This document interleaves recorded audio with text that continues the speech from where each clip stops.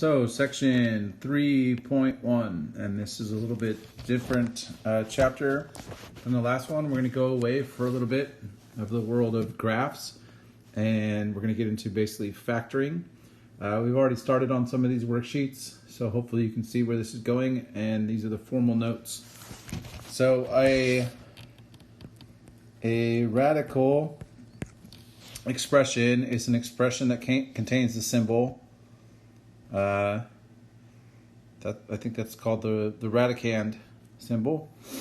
And radicals are expressed in the form n over a. And let me write a better a. And a. Where n is called the index. And a is called the radicand. And the value of n must be an integer greater than 1. And the familiar expression, right, you would read this as the square root of 9 is equal to 3. In this scenario, as if your life wasn't confusing enough, the actual value of n is 2, right? We're looking like if x squared is x to the 2 power. So a square root is actually that n, even though they don't show it, is in fact 2. On square roots, it is conventional to not list the integer value. Conceptually, though, the square root of 9 equals 3 is really basically the square root, right? They call this the squared root, and that's what it really means. And here's another example. Past the index value, the index is always, past the value of 2, the index is always listed. For example, the cube root of 8. Cube root of 8. Now we've already done a little bit of this on the worksheet, right? But if I was figuring out the square root of 9, the reason it is 3 is because 9 factors into 3 times 3. And in square roots, I'm looking for basically a set of 2 numbers. Well, here's 2 numbers. I have basically one set of 3. So the square root of 9 basically is the one set of 3. Conversely, right,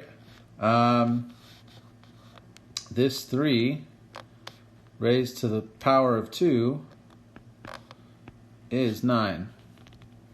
So this is kind of a little deeper into this. 8, for example, consists of 2 times 2 times 2. So the cube root of 8, I'm actually looking for sets of 3 numbers. And I have 3 2's there. So the cube root of 8 is in fact equal to 2. And most of this is review, but hopefully this is going to activate some of your background knowledge that you've actually done a lot of this stuff before. So if you have 3 times 3, that's equal to basically 3 squared, and 3 squared is equal to 9. Conversely, if I have essentially the square root of 9, that's basically equal to this, and it's like an inverse, if you will, of the exponent. Exponents and radicals basically are inverses. Much like multiplication and division are inverses. If I were to write the square root of 9 in exponential notation, it's going to be 9 to the 1/2 power. I've got a poster up on the board that has a few examples of this. And at first it's going to look goofy, but believe it or not, by the time you get to math 3, trigonometry, and calculus, this is like commonplace, everyday kind of stuff that you get used to just doing. Let's do some more examples. If I had 3 times 3 times 3, that's 3 cubed, and 3 cubed is 27. Conversely, the inverse of 3 cubed would be the cube root of 27. And that's going to be equal to 3. 3 cubed is 27. The cube root of 27 is 3. So it's kind of, hopefully you're seeing that these are basically inverses of each other. And exponential notation of the cube root of 27 would be 27 to the 1/3 power. Keeping with our example of 3 to the 4th power, I think that's basically 81. And the 4th root of 81 is 3. And that would be written as 81 to the 1/4 power, right? And keep in mind, basically this is all equal to 3. So hopefully there's a couple examples. I know it seems goofy at first, but here's another way to think of radicals. If x is equal to n, basically the nth root of a is how you would read that, the nth root of a, then x to the n is going to be equal to a. And here's an example. 3 is equal to the square root of 9. So 3 squared is 9.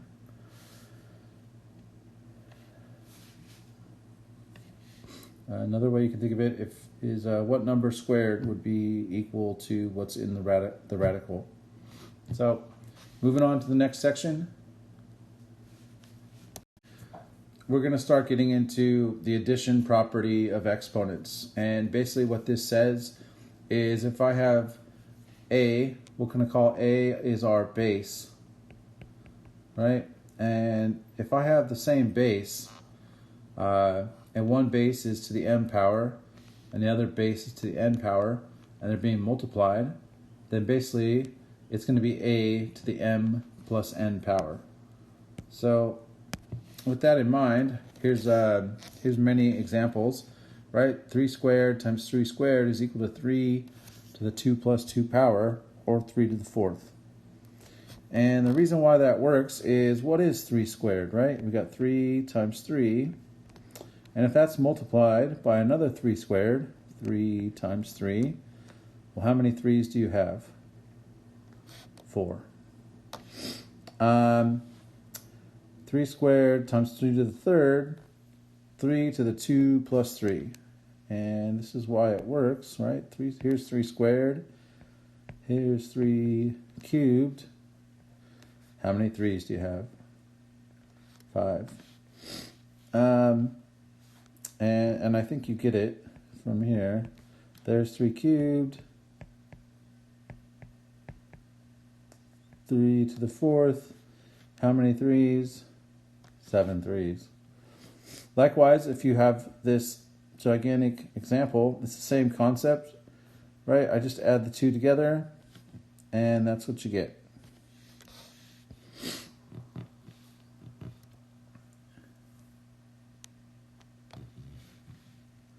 Now here's the power property of exponents. Basically, if I have 3 squared and then that's squared, I'm no longer adding, I'm multiplying the 2 exponents. And here's why that works. 3 times 3 times basically twice. How many 3's? 4. If I have 3 squared 3 times, here's 3 times 3. Here's 3 times 3. Here's 3 times 3. 3 times 2 is 6. How many 3's do I have? 6 3's. Right, and it just keeps going. If I put 3 squared 4 times, you wind up with 4 times 2, or basically 8 3's, 3 to the 8th power. It works with other numbers as well, right? 2 to the 3rd would be essentially 2 to the 3 times 2, which is 2 to the 6. And the reason is, right, here's 2 to the third. And there's 2 to the third. You have 2 of them, right? And ultimately you will have in total 6 twos, so 2 to the 6th power. 5 to the 4th is the same as 5 to the 4 times 2, which is 5 to the 8th. And that's because, well, here's 5 to the 4th, basically twice, because it's to the 2nd power. How many 5s are there? 8 5s. So, and then here's some more rules. Basically, any non-zero number raised to the power of 0 is undefined and equal to 1. So 2 to the 0 is 1, 3 to the 0 is 1, 12 to the 0 is 1, 916 to the 0 is 1, 438,000 to the 0 power, also 1. Same applies for exponents, or not exponents, for variables. X to the 0 is 1, y to the 0 is 1, z to the 0 is 1, q to the 0 is 1, and so on. So it works for basically all variables as well. Anything to the 0 power is 1. And let me rewrite that one a little bit better. All right, k to the 0 power, doesn't matter, any variable to the 0 power is 1. And now we're going to get into negative exponents as well. 2 to the negative 1/4 is not a negative number. It means 1 over 2 to the 4th, which is basically 1 over 16. And 3 to the negative 3rd is not a negative number. It is 1 over 3 to the 3rd, or 1/27. 4 to the negative 4th, 1, bear with me. That button is right next to the page turning button, so let me fix that there. I'm going to move the work over here so it's not next to my page turning button. That's 1 over 4 to the 4th, which is basically 1 over 256. And the same applies for exponents. This would be 1 over x to the n. This would be 1 over x squared, 1 over y to the 5th. And I've got some examples on a poster as well. A lot of folks can't get past the negative exponent, and they think that's a negative number. No, these are positive numbers. Just it means you got to put 1 above it and put the base, if you will, in the denominator. So let's do just a couple examples. 64 to the 1/3 power is basically the cube root of 64. And this is where our prime factorization is going to come in handy. 64 is the product of 8 and 8. And 8 and 8 is the product of 2 and 4, 2 and 4. 4 is not prime, so I have to keep going. So 64 has essentially 2 times 2 times 2 times 2 times 2 times 2. 6 2's. And if I'm looking for the cube root, I'm looking for sets of 3 numbers. Here's a set of 3 numbers. Here's a set of 3 numbers. If you're following along down here on the factor tree, 2 sets of 2.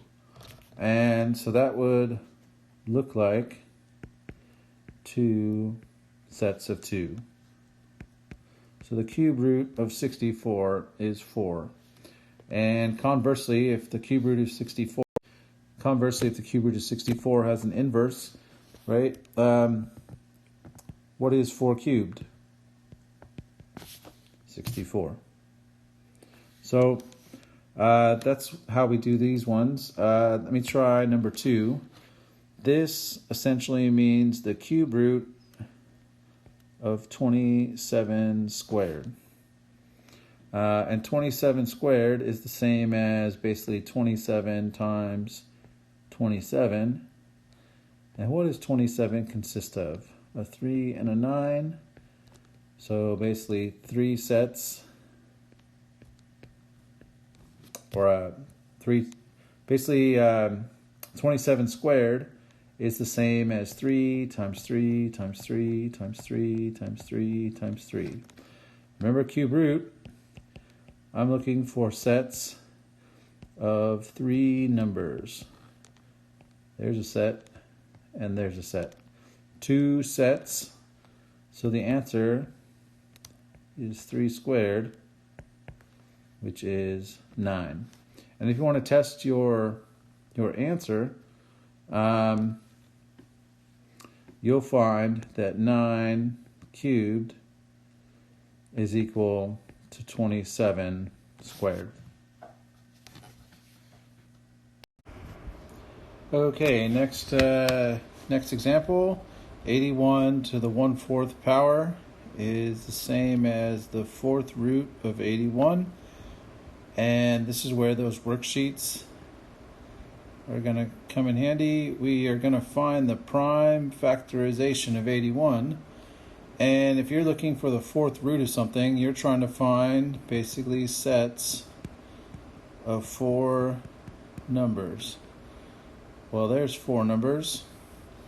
So the 4th root of 81 is going to be equal to 3. So 81 to the 1/4 power equals 3.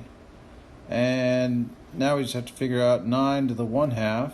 Well, that's the square root of 9, right? And this is one we've done before. Square root, you're looking for a set of 2 numbers. There is a set of 2 3s in 9. And so the square root of 9 is 3. So you essentially have basically 3 plus 3, and that is equal to 6. In the next problem, we have 64 to the negative 2/3. So what I do is, knowing that this is a negative exponent, it's going to be 1 divided by essentially 64 squared into the 3rd root.